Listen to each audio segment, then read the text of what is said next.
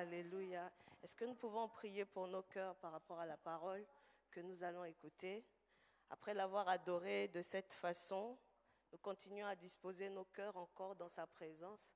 Et nous allons prier qu'il puisse nous donner une parole ce matin, que la parole qui va être annoncée, partagée ce matin, soit une parole en tout cas dont vous avez besoin, une parole que vous recevez aussi comme venant du Seigneur et surtout une parole d'encouragement, une parole qui nous fortifie dans la foi. Est-ce qu'on peut prier chacun pour son cœur? Amen. Père Céleste, nous t'avons adoré ce matin et d'ailleurs nous continuons encore à être dans ta présence dans un esprit d'adoration et nous prions pour nos cœurs alors que l'heure est venue de pouvoir t'écouter. Nous demandons la grâce de pouvoir écouter cette parole comme venant de toi. Et nous demandons la grâce aussi de recevoir dans nos cœurs exactement comme tu veux, que nous puissions l'entendre, Seigneur. Je prie que ce soit une parole d'encouragement pour quelqu'un, une parole qui fortifie quelqu'un, qui relève quelqu'un dans la foi, une parole qui relève quelqu'un qui était découragé. En tout cas, une parole qui pousse aussi quelqu'un à venir dans ta présence et à se fortifier dans ta parole. C'est au nom de Jésus que j'ai ainsi prié. Amen. Bonjour à tous. Si la chorale peut se rasseoir, peut-être vous reviendrez à la fin pour la prière. Que la paix et la grâce de notre Seigneur soient avec chacun de nous. Amen. Et nous continuons, nous sommes toujours dans la fête de Pâques, n'est-ce pas? On a célébré Pâques dimanche dernier, mais nous sommes toujours dans l'atmosphère de Pâques. Amen. Est-ce que tu peux dire à ton voisin, on est toujours en train de célébrer Pâques? Amen. Pâques, c'est tous les jours. Pâques, c'est tous les jours, pas seulement quand c'est la fête le jour J. Amen. Alors, le thème de ce matin, ce sera une petite exhortation et ensuite nous allons prier. Le thème de ce matin est intitulé « Le ressuscité marche avec nous sur nos chemins d'Emmaüs ». Pour ceux qui notent, et si le multimédia aussi peut projeter, le ressuscité, il n'y a pas l'accent sur le premier E. Le ressuscité marche avec nous sur nos chemins d'Emmaüs. Amen. Et le texte de base se trouve en Luc 24, le verset 13 à 35, que nous allons lire ensemble.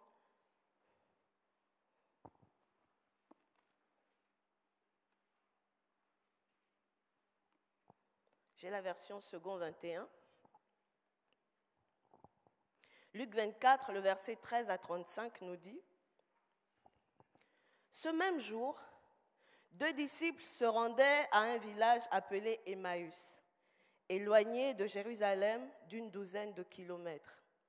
Ils discutaient ensemble de tout ce qui s'était passé. Pendant qu'ils parlaient et discutaient, Jésus lui-même s'approcha et fit route avec eux. Mais leurs yeux étaient empêchés de le reconnaître.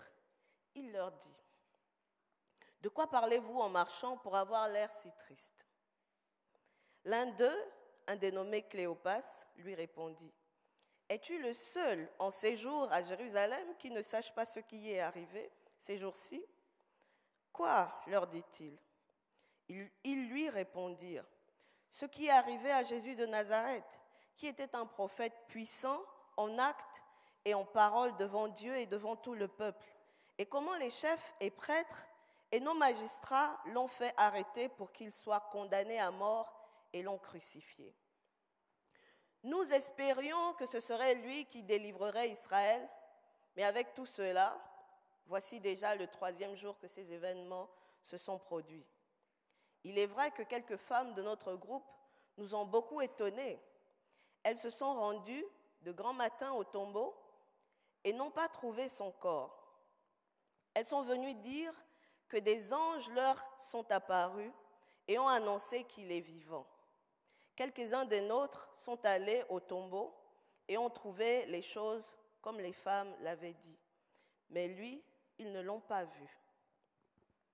Alors Jésus leur dit, « Hommes sans intelligence, dont le cœur est lent à croire tout ce qu'ont dit les prophètes. Ne fallait-il pas que le Messie souffre ces choses et qu'il entre dans sa gloire ? Puis, en commençant par les récits de Moïse et continuant par ceux de tous les prophètes, il leur expliqua dans toutes les Écritures ce qui le concernait. Lorsqu'ils furent près du village où ils allaient, il parut vouloir aller plus loin. Mais ils le retinrent avec insistance en disant « Reste avec nous car le soir approche. Le jour est déjà sur son déclin. » Alors il entra pour rester avec eux. Pendant qu'il était à table avec eux, il prit le pain et après avoir prononcé la parole de bénédiction, il le rompit et le leur donna. Alors leurs yeux s'ouvrirent et ils le reconnurent, mais il disparut devant eux.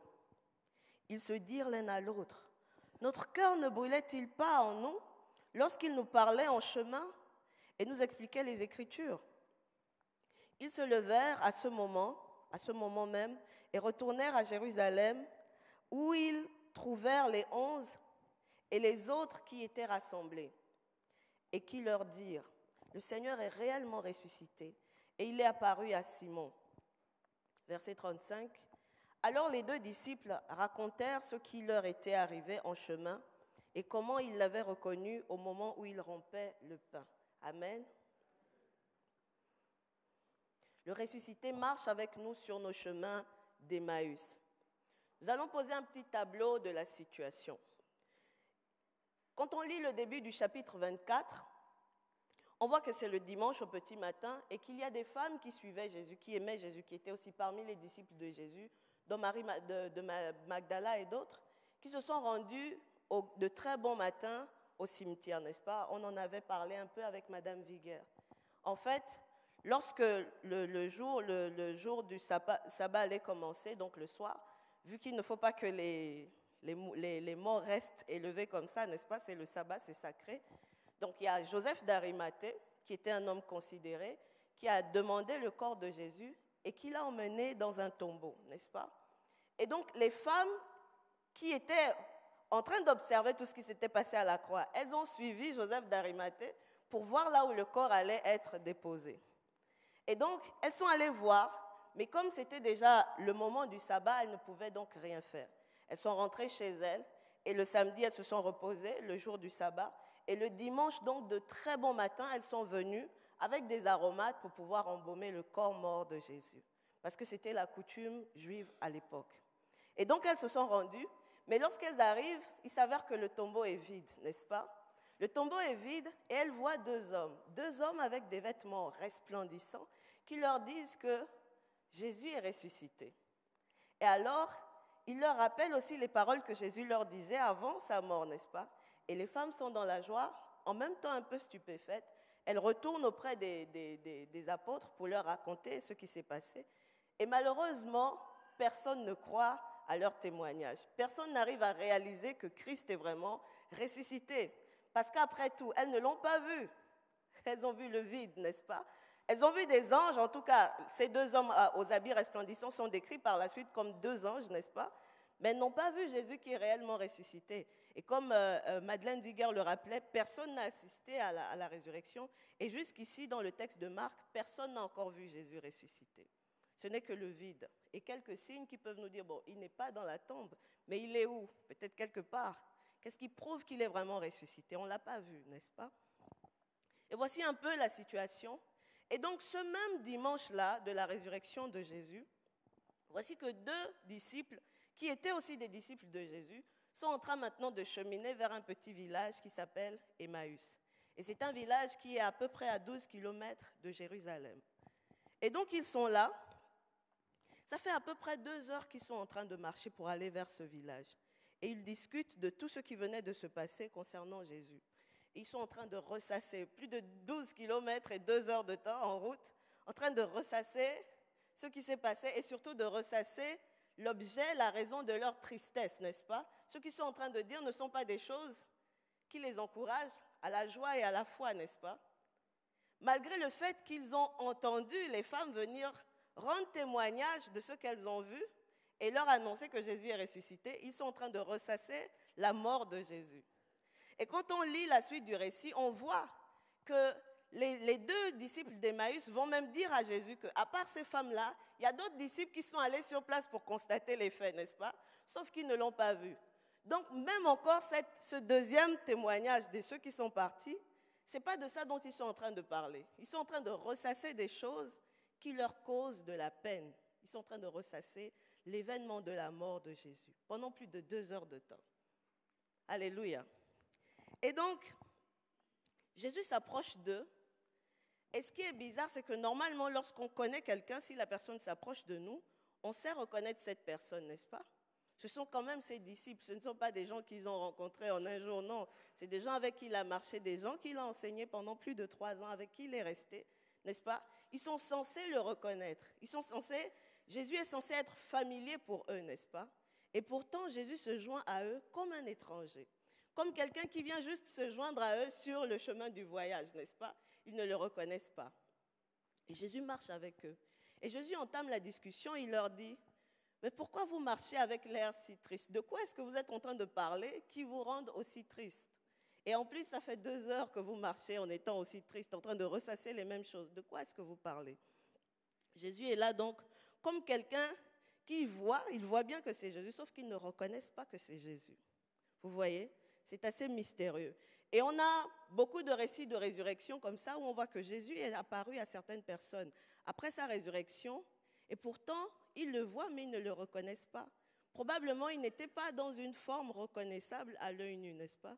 Et il fallait l'intervention divine, il fallait que leurs yeux soient ouverts pour vraiment reconnaître que c'est le Christ. Amen. Et donc, voici un peu la situation. Et ils se mettent à raconter alors à Jésus ce qui s'est passé. Et là, ils disent à Jésus, nous espérions, au verset 21, nous espérions que ce serait lui qui délivrerait Israël, mais voici déjà 3 jours qu'il est mort. Et ils pensaient que Jésus était un grand prophète, n'est-ce pas, puissant devant Dieu et devant les hommes. Ils pensaient probablement que Jésus était aussi le Messie. Et pourtant, ils parlent de ça au passé. Nous espérions, n'est-ce pas? C'est l'imparfait. Nous espérions que c'était lui qui allait délivrer. Et pourtant, il ne nous a pas délivrés. Il n'est finalement pas le libérateur, peut-être pas le Messie aussi tant attendu. Et donc, ils sont découragés. Ils voulaient voir pour croire. Jésus prend la parole en leur disant que vous êtes des hommes sans intelligence. Vous avez un cœur qui est lent à comprendre, un cœur qui est lent à croire et à croire les prophètes. Ce n'est pas que les prophètes ont parlé d'eux-mêmes, mais les prophètes ont parlé de la part de Dieu. Donc vous êtes lents à croire les paroles qui ont été annoncées par Dieu à travers les prophètes. Donc vous êtes lents à croire la parole de Dieu. Vous êtes lents à croire aux paroles que je vous ai dites. Amen. Parfois, ça nous arrive aussi que le Seigneur nous a dit une parole. Le Seigneur nous donne des paroles d'ailleurs chaque dimanche dans ce lieu. Chaque moment que nous nous retrouvons les vendredis, les mardis en cellule. Et pourtant, parfois, on a l'impression d'être lent à croire à ce que le Seigneur nous dit, n'est-ce pas? Peut-être même que parfois, c'est devenu tellement habituel, tellement familier, que la parole ne pénètre même plus vraiment dans nos cœurs. Est-ce que quelqu'un se retrouve dans ce que je dis? Vous venez le dimanche, vous écoutez des choses, mais est-ce que la parole pénètre réellement dans votre cœur? Et est-ce que vous croyez véritablement à ce que vous entendez, à ce que vous lisez, à ce que vous méditez, à ce que vous écoutez, à ce que vous entendez de la parole de Dieu, à chaque fois ici que nous sommes en train de prêcher ou que vous méditez de manière personnelle? Et le Seigneur dit que lorsque nous sommes lents à croire, nous sommes des hommes et des femmes sans intelligence. Ce qui est particulier, c'est que l'intelligence, on dit souvent l'intelligence c'est ici, n'est-ce pas? Mais pourtant, il dit votre cœur est lent à croire. Et donc, nous avons besoin de notre cœur pour croire. Même si ce que nous voyons, ce que nous pensons, n'est pas conforme à ce que la parole de Dieu dit. Alléluia. Nous devons aligner notre intelligence à la foi de notre cœur, sur la base de la parole de Dieu. Amen. Et c'est vers cela que le Seigneur nous invite. Donc Jésus prend la parole et il leur dit cela. Et il se met ensuite à leur expliquer les Écritures par rapport à tout ce qui était écrit à son sujet. Et pendant qu'il leur parle, qu'il leur explique les Écritures, on nous dit que quelque chose bouillonne au-dedans dans leur cœur, n'est-ce pas? Pendant qu'ils écoutent la parole, pendant qu'ils laissent Jésus leur faire comprendre la parole, leur expliquer la parole, n'est-ce pas? Et ils n'arrivent toujours pas, malgré le fait qu'ils écoutent Jésus, ils n'arrivent toujours pas à le reconnaître. Mais quelque chose est déjà en train de bouger dans leur cœur pendant qu'ils écoutent Jésus. Et Jésus fait comme s'il a envie de partir. On dit « il parut », n'est-ce pas? On a l'impression qu'il fait semblant de vouloir aller plus loin, de vouloir partir, donc dépasser, parce que C'est déjà bientôt le soir qui est en train de tomber. Et là, les disciples qui sont contents d'écouter Jésus, qui ont pris plaisir à écouter Jésus encore et encore, ils lui disent non, non, non, avec insistance, ils l'invitent chez lui, chez eux à la maison. Et là maintenant, c'est au moment, certainement ils l'ont invité, non seulement pour dormir parce que c'était le soir, mais parce qu'ils voulaient continuer à écouter Jésus leur parler. Ils voulaient continuer à écouter la parole de Dieu et continuer à passer du temps dans l'intimité avec ce Jésus-là qui leur a expliqué la parole. Amen. Et lorsqu'ils ont fait ça, Jésus, à l'heure du dîner, à l'heure du repas, il va rompre le pain. Et c'est seulement au moment de la rupture du pain, pendant qu'il donne la bénédiction, que leurs yeux s'ouvrent, n'est-ce pas?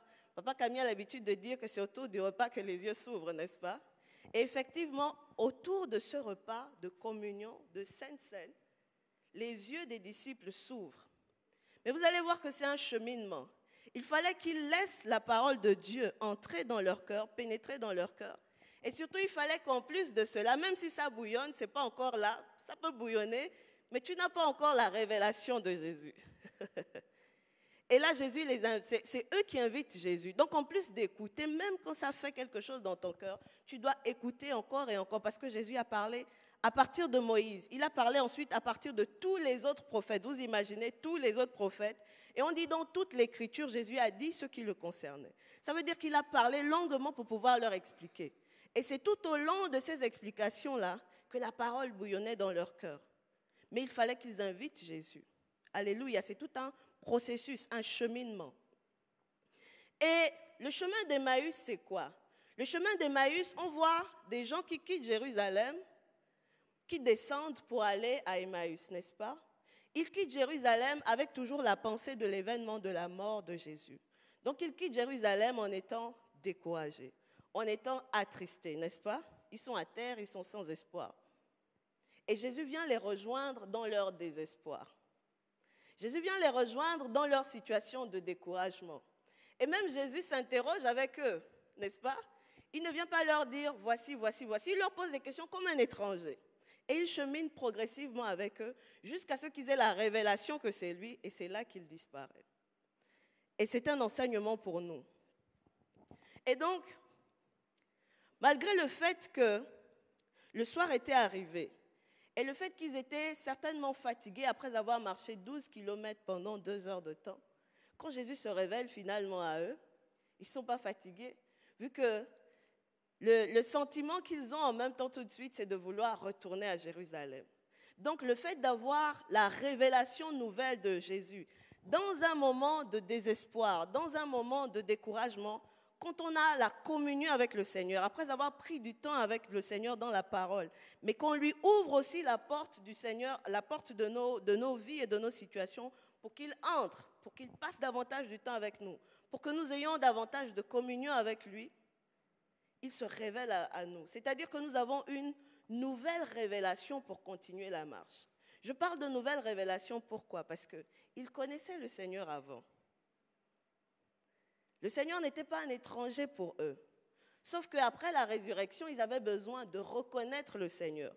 Vu qu'ils ont cheminé avec le Seigneur, mais ils ne l'ont pas reconnu, ils l'ont vu sans le reconnaître. Ils avaient donc besoin d'une nouvelle révélation, d'un nouveau dévoilement du Seigneur pour comprendre qu'il est avec nous dans notre situation et même il nous donne une joie nouvelle et une force nouvelle pour continuer le chemin. Et ce qui est particulier dans cette situation-là, ce n'est pas qu'ils ont continué le chemin pour aller ailleurs. Ils sont retournés vers Jérusalem. Jérusalem qui représente ici pour eux le lieu où ils ont subi l'épreuve de la mort de Jésus, n'est-ce pas?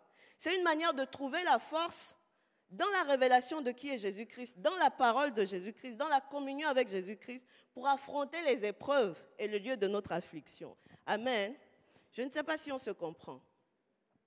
Peut-être que nous prions seulement, mais nous avons besoin de joindre à la prière la parole de Dieu. Nous avons besoin de prendre davantage de racines dans la parole de Dieu. Je ne vais pas dire quelque chose de nouveau ce matin, si quelqu'un s'attendait peut-être à entendre quelque chose de nouveau et d'extraordinaire.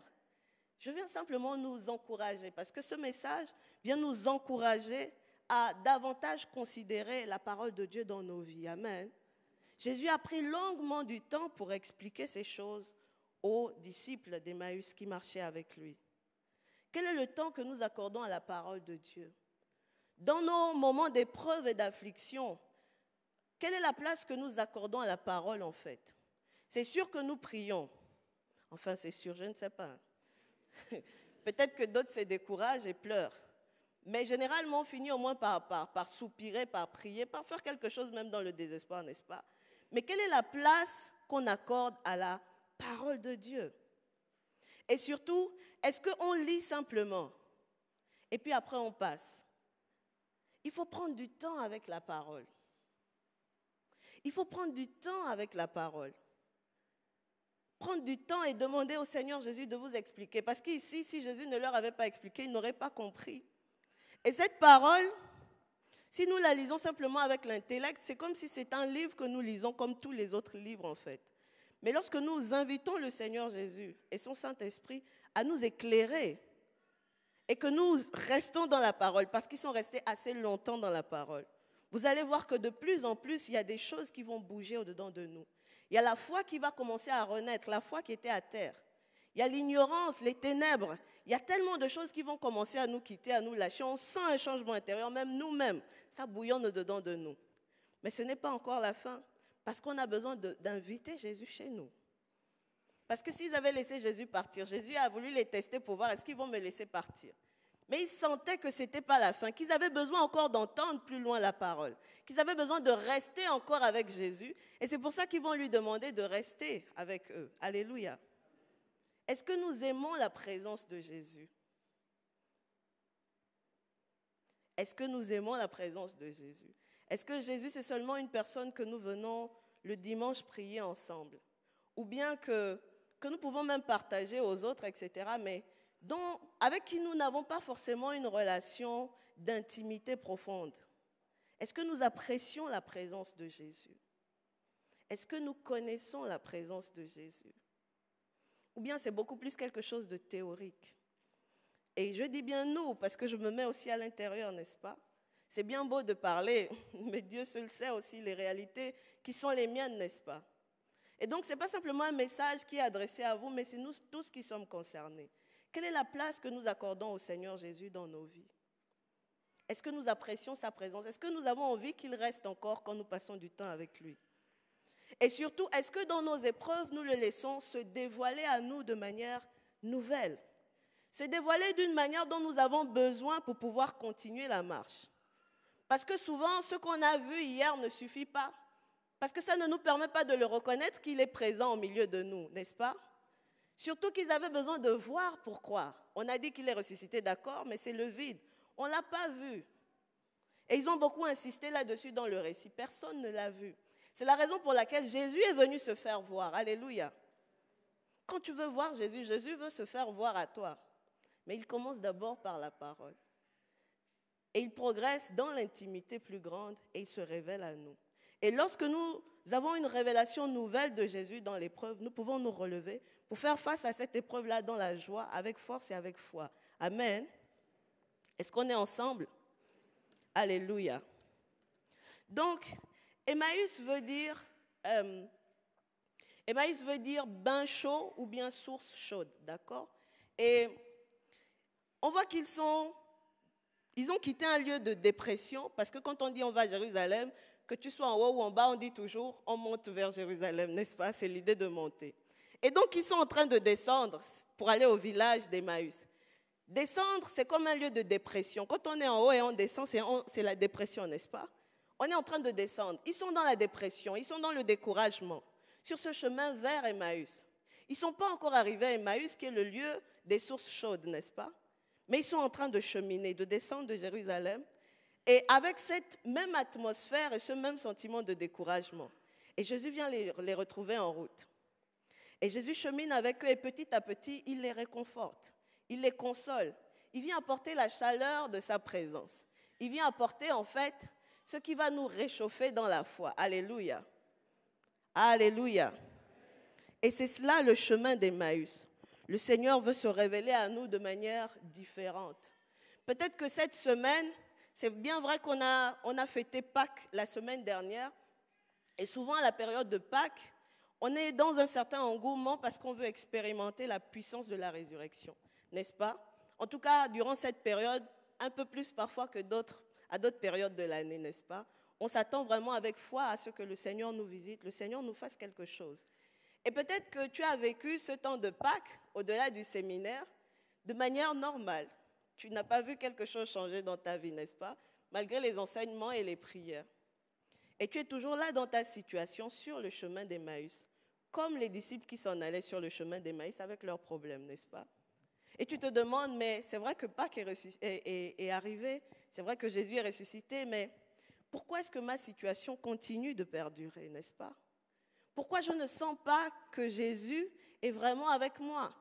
Pourquoi je ne sens pas cette puissance de la résurrection comme enseigne et que je crois être vrai? Pourquoi les situations, les circonstances de ma vie ne changent pas? Pourquoi cette maladie perdure, n'est-ce pas? Il y a tellement de questions qu'on peut se poser. Et pourtant, le Seigneur vient, et lorsqu'il est ressuscité, la résurrection de Jésus n'implique pas le fait qu'on n'aura plus de problème. Ce n'est pas ce que la Bible nous dit, n'est-ce pas? Mais la résurrection de Jésus nous dit que parce qu'il a vaincu la mort n'a pas eu de pouvoir sur lui. Et si la mort, c'est le summum de tout, les situations de nos vies aussi ne peuvent pas avoir le dessus sur nous. Avec Jésus, nous sommes ressuscités, alléluia.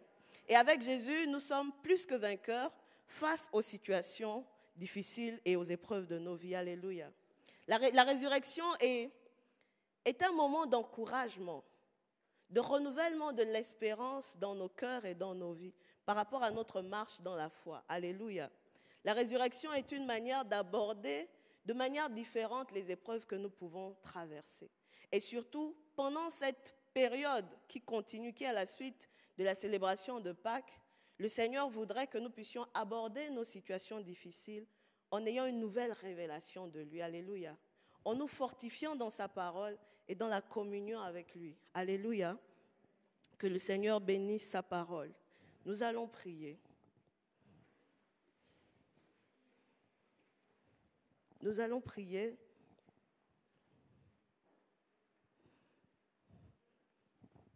Ce que tu as compris de cette petite exhortation, le Seigneur te dit ce matin que même dans tes épreuves, il chemine avec toi. Même si tu ne te rends pas compte qu'il est avec toi.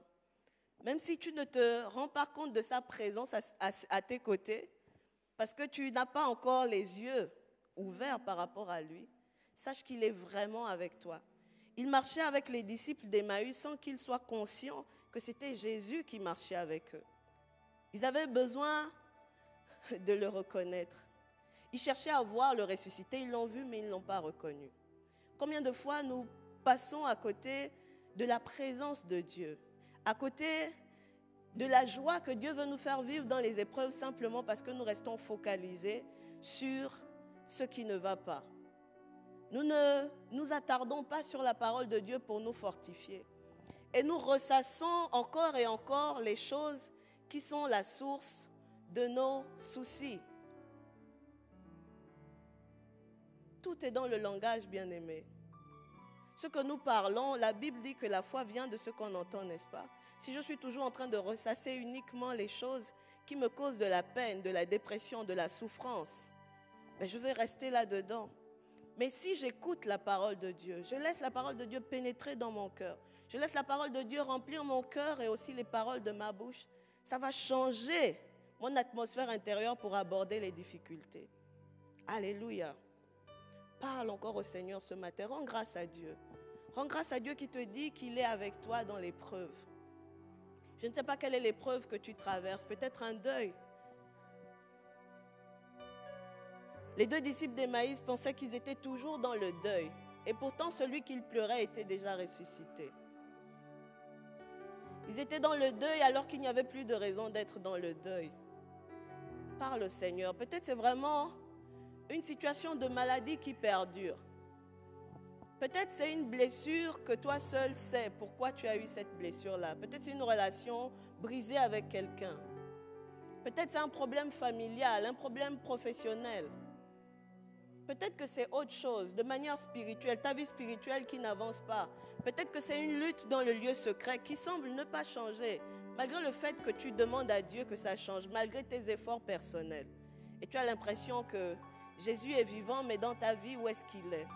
Le Seigneur te dit qu'il est avec toi. Il est avec toi dans cette situation qui est comme le chemin d'Emmaüs. Il est avec toi pour te conduire aux sources chaudes. Il est avec toi pour te réconforter, te fortifier, t'encourager. Il est avec toi aussi pour t'encourager à lire les Écritures, à lire la parole de Dieu. Il est avec toi pour passer du temps avec toi. Plus tu vas passer du temps avec le Seigneur, plus tu vas chercher à aimer sa présence. Plus tu vas chercher à communier avec lui. Non seulement par la parole, mais par la Sainte Seine et par tout moyen de communion qu'il met devant toi. Tu vas voir comment les choses vont changer. Parle encore au Seigneur ce matin. Rends-lui grâce parce que tu n'es pas seul dans l'épreuve. Même si tu ne sens pas, même si tu ne vois pas, il est vraiment là avec toi. Jésus est plus que ce que nous sentons ou que nous voyons. Alléluia. Parle au Seigneur. Et si tu as besoin de te décharger encore d'un fardeau, d'une lourdeur, d'un problème, tu peux te décharger à ses pieds ce matin. Tu peux te décharger à ses pieds ce matin.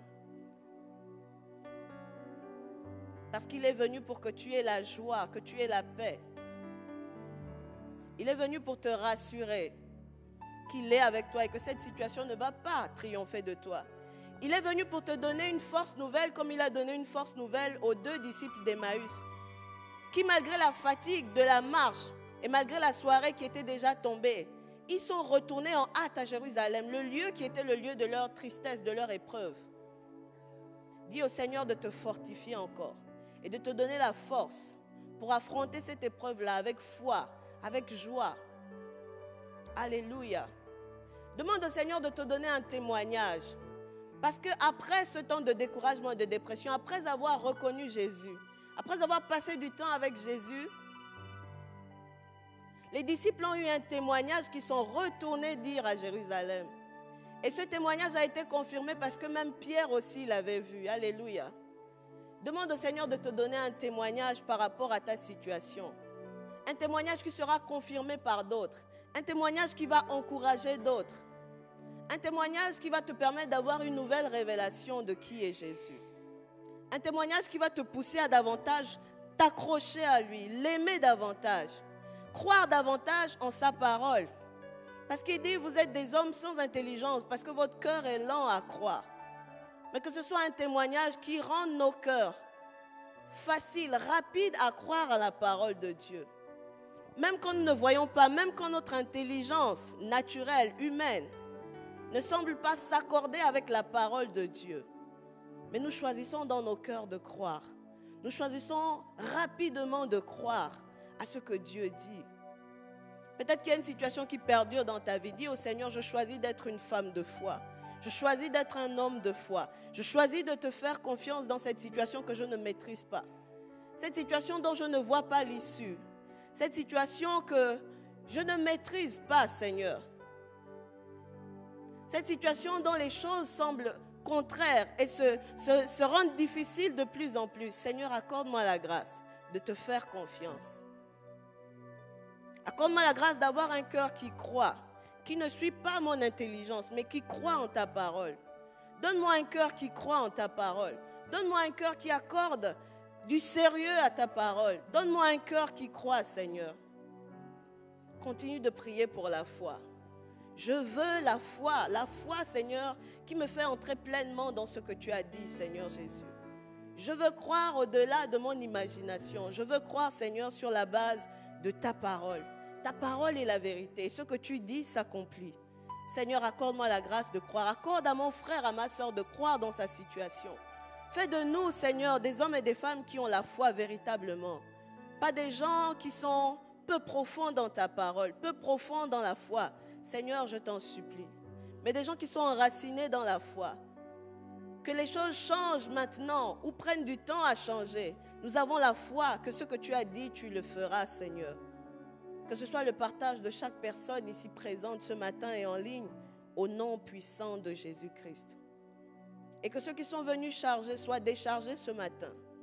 Sois encouragés que tu es avec eux à travers cette épreuve, à travers cette vallée de l'ombre de la mort, à travers cette descente de dépression, à travers ce chemin d'Emmaüs, ce chemin d'incompréhension, ce chemin où il y a beaucoup de pourquoi sans réponse, beaucoup de questions sans réponse. Seigneur, donne gloire à ton nom dans la vie de ton peuple, dans la vie de tes enfants, dans leurs diverses situations. Et accorde à chacun une nouvelle révélation de qui tu es. Accorde à chacun non seulement de pénétrer les Écritures, de laisser les Écritures pénétrer en chacun d'eux, Seigneur, mais également de passer du temps avec toi et la communion avec toi, parce que c'est dans la communion avec toi, Seigneur, que tu te révèles et que tu nous donnes des révélations nouvelles dont nous avons besoin en fonction des circonstances. Nous attendons à toi, Seigneur. Et nous voulons que la joie de la résurrection nous porte dans nos circonstances, au nom puissant de Jésus-Christ. Je vais demander à Pasteur Camille s'il veut bien rassembler nos prières et prier par rapport à cela. Que le Seigneur nous aide à le reconnaître dans nos diverses situations et qu'il nous accorde la grâce de demeurer dans sa parole et dans la communion avec lui pour expérimenter une nouvelle révélation de lui, mais également la victoire face à nos épreuves. Au nom de Jésus. Dieu notre Père, nous revenons au trône de la grâce, Seigneur, pour te dire merci. Merci pour ta parole au milieu de nous. Merci pour ta servante que tu as utilisée, Seigneur. Nous prions que tu lui donnes la force, la santé, que tu te préoccupes, Seigneur, de sa vie, car sa vie est précieuse devant toi. Nous prions, ô Dieu, pour cette parole qui est tombée, Seigneur, dans nos cœurs. Père, que nous ne soyons pas des auditeurs oubliés, mais que nous puissions mettre en pratique cette parole. Seigneur, la mise en pratique n'est pas facile quand nous sommes face aux épreuves, aux difficultés de ce monde, quand nous sommes tourmentés par les quotidiens, Seigneur, de ce que nous vivons. Nous avons besoin de ton intervention, Seigneur. Sans toi, nous ne pouvons pas croire. La foi, c'est toi-même qui es l'auteur de la foi et le consommateur de notre foi. Nous te prions, Seigneur, que toi seul, tu suscites en nous la foi, comme tes disciples avaient prié. Il dit, Seigneur, augmente notre foi. Quand notre foi baisse face à nos difficultés, face à le problème de nos vies, face à tout ce que nous rencontrons, oh Seigneur, comme difficulté dans ce monde, nous tombons dans la dépression. Seigneur, notre foi, notre niveau de foi baisse au-devant de toi. Seigneur, il arrive des fois où nous pouvons même nous compromettre, renier notre foi face aux difficultés. Mais nous te prions, en ce moment, Seigneur, en ce dimanche, après que nous ayons célébré la Pâque, Seigneur, nous voulons que tu continues, tu chemines avec nous, comme tu as accompagné les disciples qui partaient à Emmaüs dans leurs troubles, dans leurs difficultés, dans leur faiblesse. À ce moment de faiblesse, tu te rejoins à eux. Tu viens les accompagner pour les réconforter, Seigneur. Fais que nos pensées, pendant les moments difficiles, s'alignent, Seigneur, à la foi qui vient de notre cœur. Seigneur, sans cette foi, nous ne pouvons rien. Si nous pouvons triompher dans ce monde, c'est par la foi, Seigneur. Et tu nous as dit dans ta parole que le juste vivra par la foi. Père, augmente notre foi.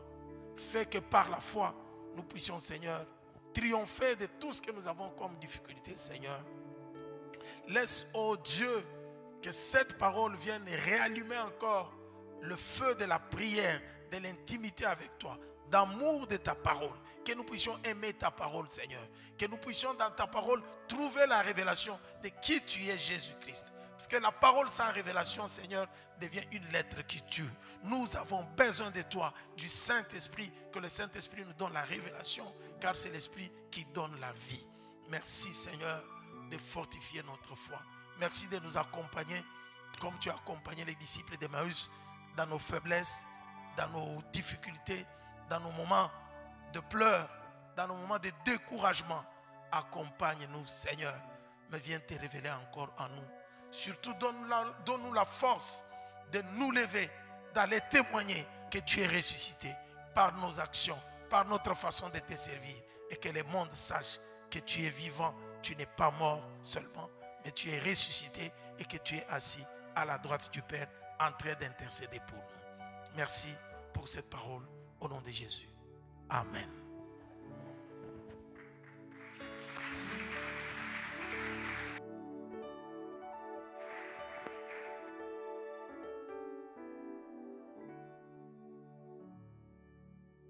Est-ce qu'on peut encore acclamer le nom de Jésus pour la parole? Amen. Alléluia. Merci Seigneur, merci encore, oh Dieu, pour cette parole. Amen. Donc, sans plus tarder, je vais inviter Maman de la Lune pour les annonces et l'accueil de nouveau.